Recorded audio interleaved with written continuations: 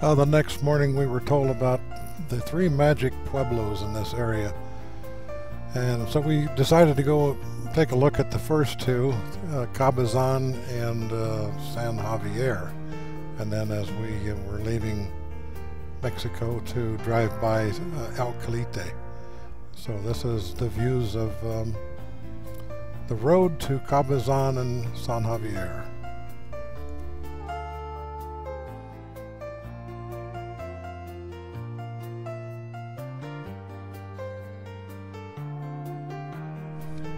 Joyce is always wanting photos for painting, so here was a little guy that just decided to give us a pose, and I think it'll eventually get painted.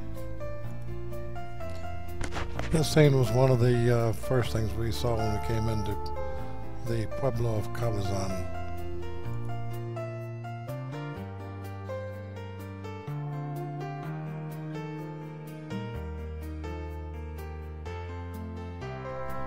And then shortly outside of Cabazon, we came upon this field of blue agave. For those who are unfamiliar with the blue agave, that's what they make tequila from.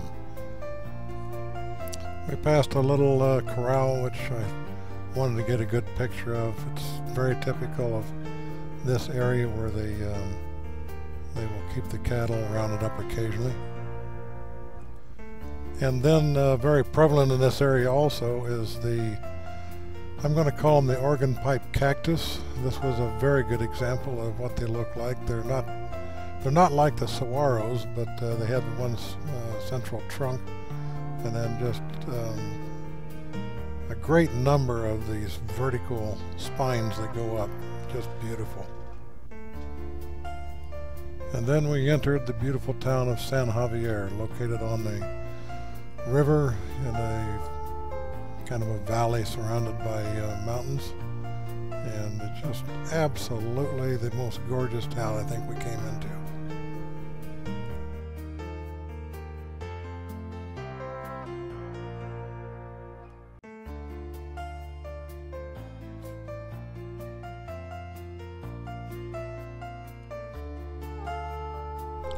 Rigo was traveling with us, and we decided to stop for a moment in town just to kind of get our bearings and take a look around. And we just happened to stop in front of, I think it's called Tritos restaurant. And this is Rogelio, the owner of the restaurant was Susan. And he was a very pleasant man, and talked about he was a singer, and that if we would come to the restaurant, he would sing for us and give us some good food. We decided we'd come back the next day and bring the family.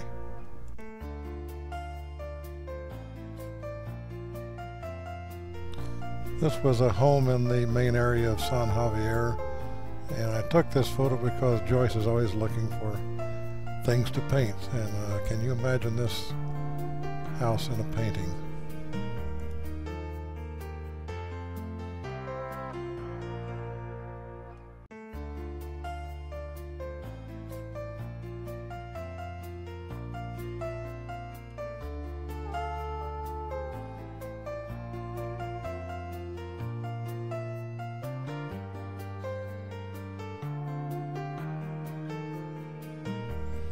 As we were leaving San Javier, Rigo told us about a lookout point that if we would walk up a flight of stairs that we could take a look over the whole valley and the town of, or the pueblo of San Javier.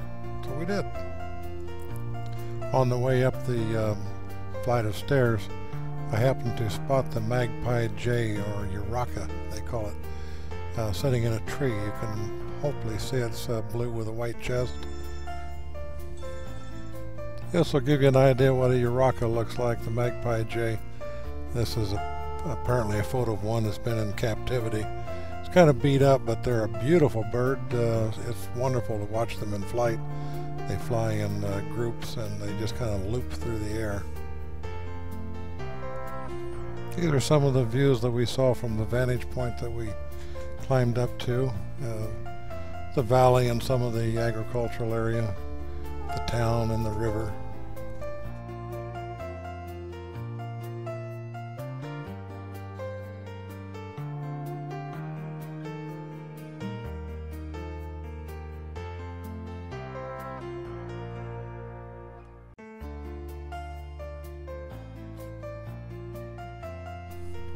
daughter Susan in San Javier.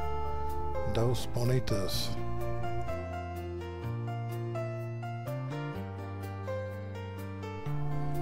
This is a close-up of a brick making facility that we were able to see from the viewpoint. This was a little church that we passed on the way back to Coyotitan with Rigo in the car, and he made the comment that he's paralyzed basically from the neck down. He has some use of his arms and hands, but nothing below the chest. Anyway, he said that the day he can walk up these stairs is the day he'll get married again. The next morning, Susan was invited to come and visit the class on English at one of the local schools in Coyotitan. I believe this is the high school.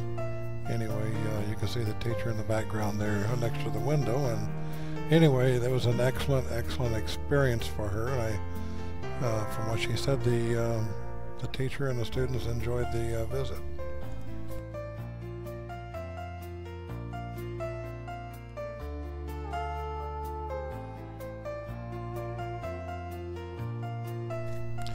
Well, as we promised, the following day after Susan visited the high school, we took the family and Rigo and returned to San Javier to have a wonderful mid-afternoon dinner and a lot of singing and music. This is one of the local farmers. I don't know, I guess he's carrying corn stalks.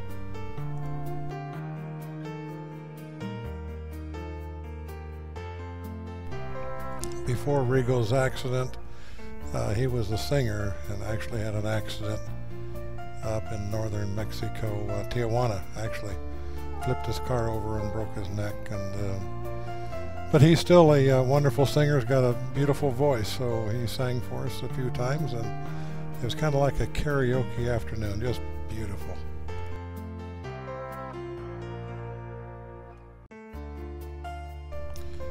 Trini loved to sing as well. He belted out a number of tunes for us with Rogelio playing in the background.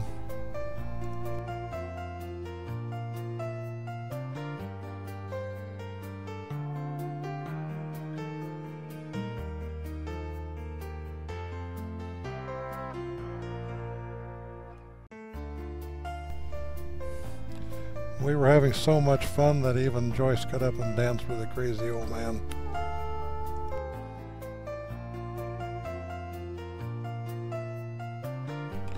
Not to be outdone by all the younger ones, Papa had to get up and belt out a tune. Rogelio said, "I've got one in English I think you'll love. It's Do It My Way." I think that's a Frank Sinatra song. Anyway, I expected the writing to be in English. It was English with a phonetic Spanish, a bit hard to read. Trini and his aunt Norma sang us a wonderful song. Ayeli sang a duet with her cousin Trini.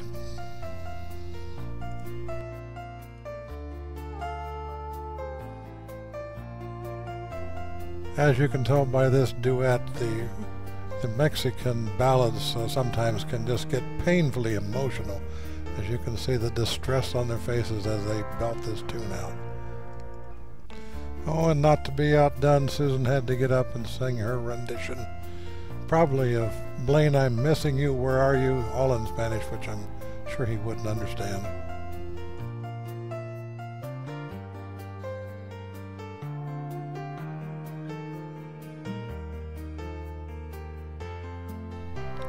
The music our friends were singing carried kind of throughout the pueblo, and we got a constant stream of visitors coming in to listen to the music and give us some smiles. Of course, the boy on the right, though, I don't think he sees anything funny about it. Once we got back to Norma's that evening, Susan and Rigo had to practice their Italian, and obviously, as you can tell, you have to have the right hand gestures. On the morning before we left, we stopped into Prohimo, and Rigo was teaching two Canadian women Spanish. they're down there doing an internship as physical therapist, I believe. And on the right, in training, I believe, to help teach teach Spanish, is Virginia. She is a very sweet gal. Has a little boy, I think about 2 years old. She has brittle bone disease, but just an absolutely charming individual.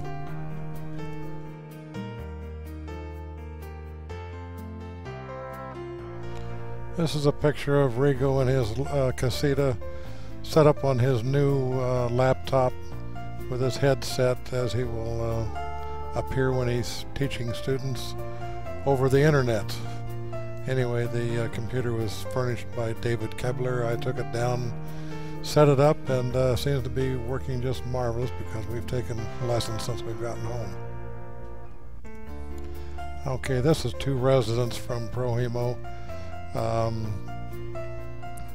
Ines is on the right, and their adopted child, that I think is probably, I guess, maybe a year old, maybe a year and a half. His wife's name is Cecilia, I believe. Anyway, she cooks for the single groups that are in Prohimo, and Ines does a lot of everything, but he helps out quite a few people who need physical help, and he's also a physical therapist. I'll be making up a separate photo or a photo series and putting it on YouTube, just featuring the Prohimo facility and the people there. They're all just such wonderful people, and I didn't want to put too many of them in this particular slideshow because I want to make one for just them. This little girl this was her first week at Prohimo. As you can tell, she has lost her right leg. I don't have any idea why, what happened, but anyway, when she came to Prohimo, she came with her mother, and she was very quiet and shy, and once she got acquainted with some of the other people and their disabilities, she just absolutely blossomed, and everybody just loved her dearly.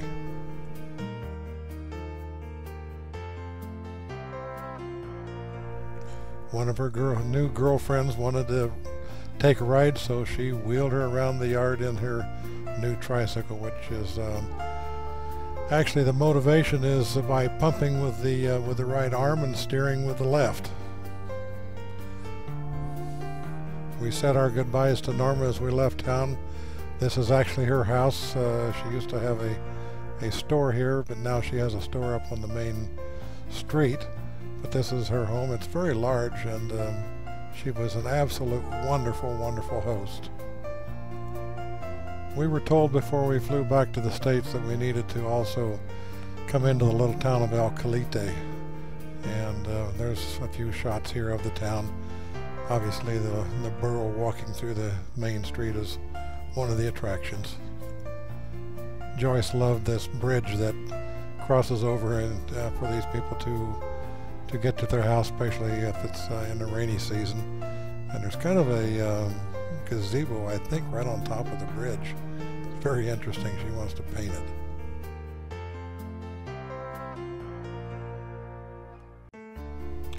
Well, that's the end of a wonderful trip, as they say in Mexico. Fin.